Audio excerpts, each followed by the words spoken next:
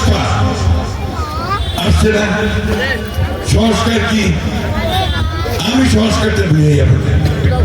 আমার ঘরের দরজাটা যখন জং ধরে যায় তখন দরজাটা ঠিক করার জন্য আমরা ওটাকে শিরিষ কাগজ দিয়ে করি, এটাকে ঠিকঠাক করি না।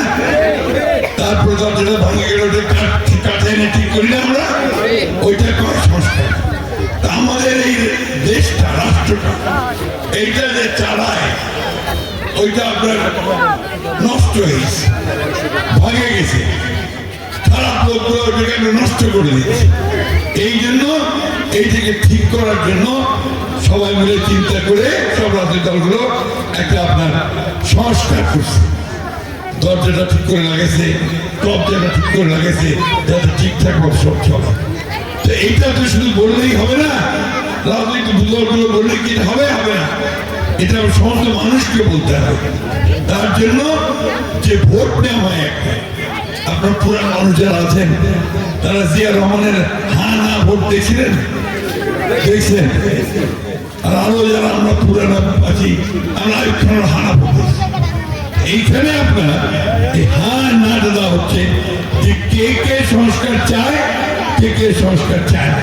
যারা সংস্কার চায় তারা বলবে হ্যাঁ, যারা বলবে চায় না তারা বলবে না।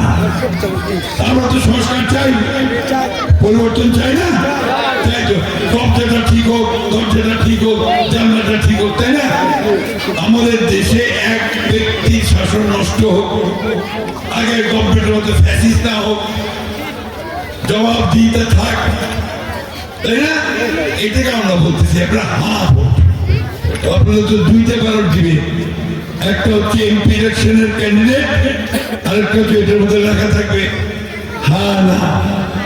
ওই যে সংস্কার চাও কি সংস্কার চাও, আপনি যদি হ্যাঁ দেন তাহলে সংস্কারটা হবে, আর যদি না দেন তাহলে হবে না, তাহলে আবার পেছনে পড়ে যাবে। এই জন্য আমরা সবাই আমরা হ্যাঁ ভোটে চিন্তা করবো, ঠিক আছে? বুঝা পাইছি, বুঝা পাইছেন?